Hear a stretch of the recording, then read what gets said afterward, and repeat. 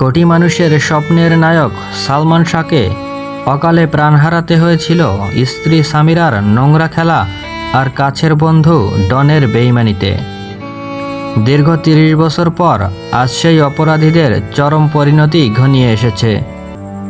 জেলে রিমান্ডের মুখে বেইমান ডন এখন উগরে দিচ্ছে সেই কালরাতের সব ভয়ঙ্কর সত্য। মৃত্যুর শেষ ১০ মিনিটে বাঁচার জন্য সালমান শাহ কী করেছিলেন, ডনের মুখ থেকে এই অজানা তথ্য বেরিয়ে আসায় এখন চরম আতঙ্কে কাঁপছে সামিরা। রূপালী পর্দার নামকরা খলনায়ক আশরাফুল হক ডন যে বাস্তব জীবনেও বন্ধুত্বের আড়ালে এত বড় ষড়যন্ত্রকারী তা কেউ জানত না। দীর্ঘদিন আড়ালে থাকার পর এই চতুর খেলোয়াড় চিরতরে দেশ ছেড়ে পালানোর ছক কষেছিল। কিন্তু পাপ যে কাউকেই ছাড়ে না, তা এবার হাড়ে হাড়ে টের পাচ্ছে এই অপরাধীরা।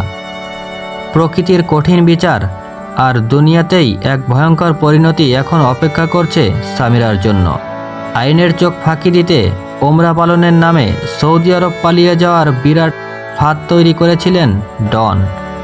কিন্তু ঢাকা এয়ারপোর্টের ইমিগ্রেশনে দাঁড়ানো মাত্রই তার পাসপোর্টের তথ্যে বিপদের সংকেত বেজে ওঠে।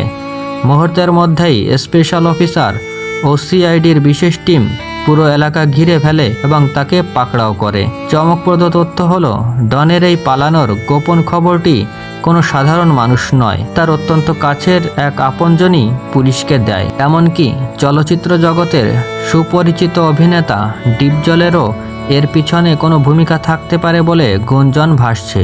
বর্তমানে জেলের ভিতরে সিআইডির কঠোর জিজ্ঞাসাবাদের মুখে নিজের পিঠ বাজাতে ডন হড়বড় করে স্ত্রী সামিরা এবং তাদের পুরো চক্রের সব গোপন কুকীর্তি ও চালের কথা ফাঁস করে দিচ্ছে।